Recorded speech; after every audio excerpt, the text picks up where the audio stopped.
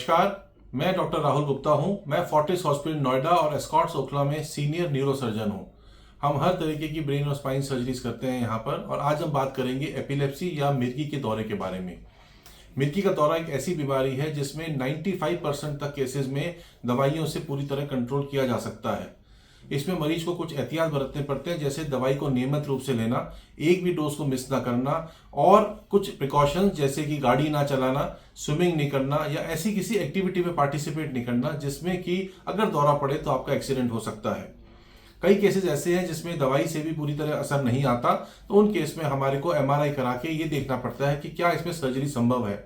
जी हाँ, एपिलेप्सी में सर्जरी भी हो सकती है, जिससे कि हम दौरे का जो इंसिडेंस है उसको कम कर सकते हैं। कुछ पेशेंट्स ऐसे होते हैं जिसके ब्रेन में इन्फेक्शन है, कोई ट्यूमर है, जिसकी वजह से एपिलेप्सी या मिर्गी का दौरा पड़ रहा है। तो उस ट्यूमर या उस इन्फेक्शन के जो कीटाणु है उसको निकालने के बाद हम एपिलेप्सी को कंट्रोल कर सकते हैं। पर कुछ पेशेंट्स ऐसे हैं जिसमें एमआरआई में बहुत कम दिक्कत है, बहुत माइन्यूट दिक्कत है, उसमें भी हम सर्जरीज करके उस एपिलेप्सी के फोकस को हटा सकते हैं, जिससे कि उसकी दवाइयाँ की मात्रा और डोसेज काफ़ी कम हो सकती है।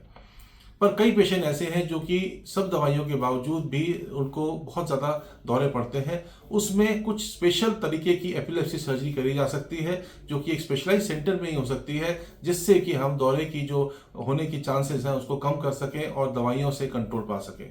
तो जो भी पेशेंट है जिसको मिर्गी की दौरे की तकलीफ है, वो किसी अच्छे न्यूरोसर्जन, न्यूरोफिजिशियन के पास जाए, जहाँ पर कि एपिलेप्सी की सर्जरी होती है, जहाँ पर एपिलेप्सी प्रॉपर ट्रीटमेंट होता है। मिर्गी का दौरा पड़ने पे ध्यान रखना है कि उसको जूता ना सूंघाएं, सॉक्स ना सूंघाएं, उसको मारे नहीं, बल्कि उसको एक जगह लिटा दें और उसके आसपास हवा अच्छी तरह आने दें, करवट दिला दें, ताकि अगर बाई चांस उल्टी हो तो बाहर आ जाए और गिरने से चोट ना लगे। और दौरा जो है वो 2 से 5 मिनट में अपने आप ठीक हो जाता है और मरीज अपने आप स्वस्थ हो जाता है। उसके बाद किसी डॉक्टर से तुरंत परामर्श ले लें। ये थी जानकारी आपको मिर्गी के दौरे के बारे में। हो सकता है आपको अच्छी लगी हो। धन्यवाद।